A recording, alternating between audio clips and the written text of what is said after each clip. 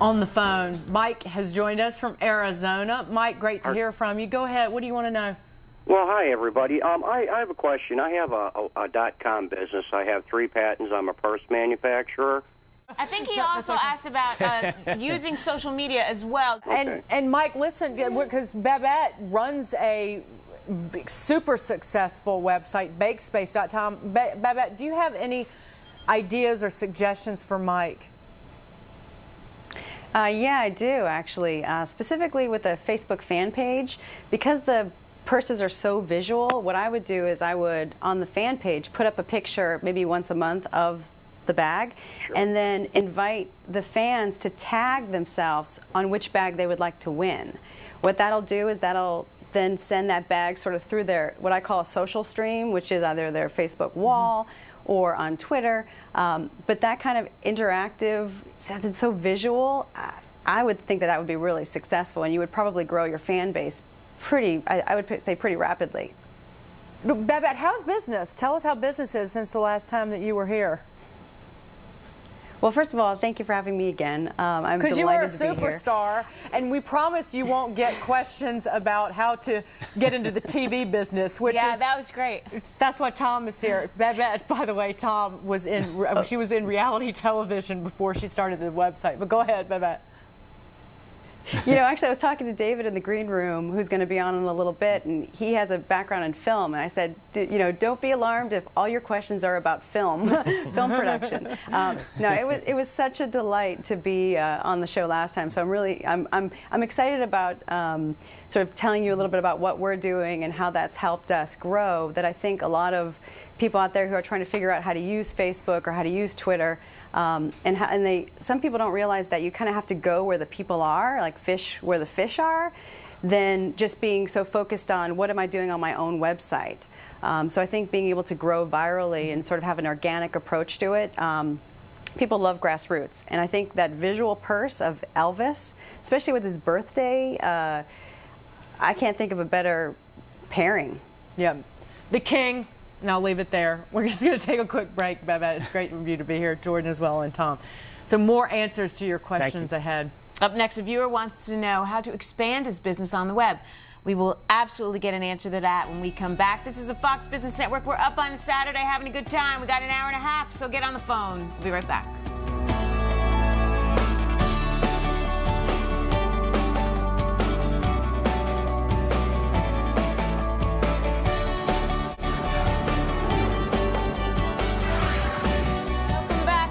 Questions Your Money on the Fox Business Network. I'm Tracy Burns, along with my girl Dagan McDowell. We're taking calls on your entrepreneurial spark, your small business, your anything.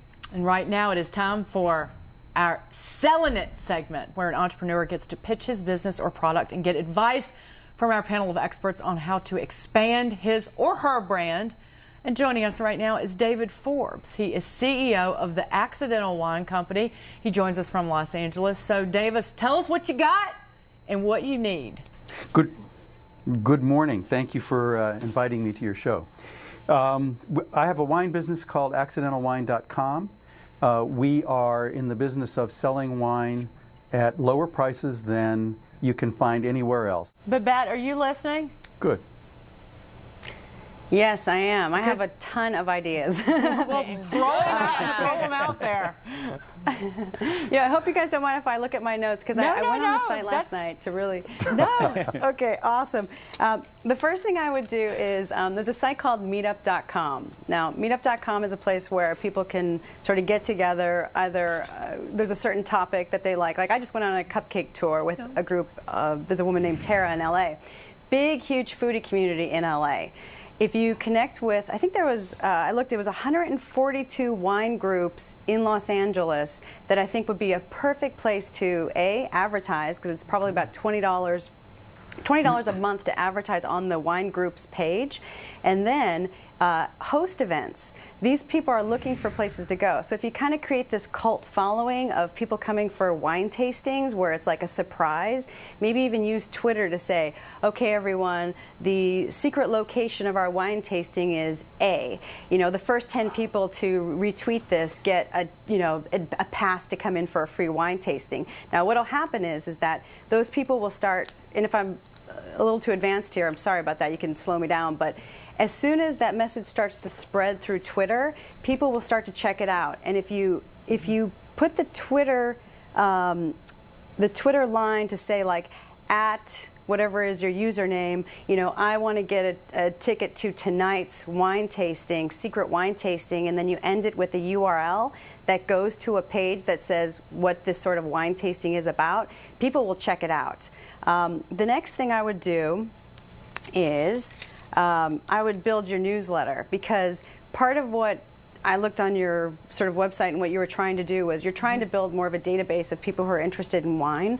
To any company, that's really valuable. So if you're going to get acquired later on by another other vineyard, or a company is going to acquire you, to have that database. Now, perfect thing is you have 5 different personalities that you sell packages for. If you made a 5-day-a-week daily newsletter, which just had a wine tip, but every day was that different personality, you would sort of build the brand people would get that in their inbox. People would sort of understand that personality of why that, here's the adventurous one, here's the person who, knows flavor, here's the one who it's a surprise. You sort of make those personalities so that when they get that wine package, it sort of reinvigorates that theme. Another thing is, I was thinking of boo-boo parties, where you're like, oops, I made a mistake. It's such a funny word, boo-boo parties, that it may actually, if boo-boo parties on Twitter, or a Facebook fan where it's like, tell us your best boo-boo story.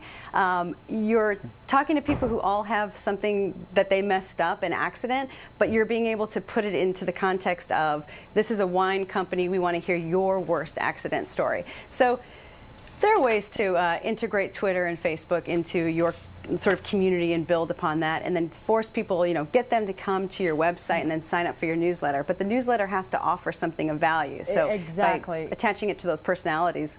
Tracy and I both came out of internet and internet journalism, and you have to provide value in whatever content you serve. In the first line. Whether it's video or the written word. And Tom is sitting here, since you did happen to, wasn't wine, but you did happen to start a multi-million-dollar drinks company. I know you've been around for us. All through the midnight, watch him come and watch him go.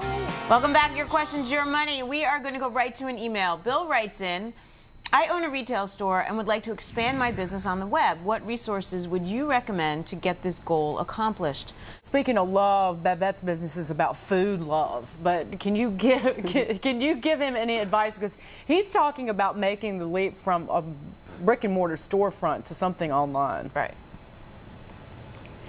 There's a great food site called Foodsy, which it's Foodsy.com, and it's a for niche food publishers, for niche companies to be able to have a storefront online. You may want to just look at what they're doing, because that has been really speaking to the consumer.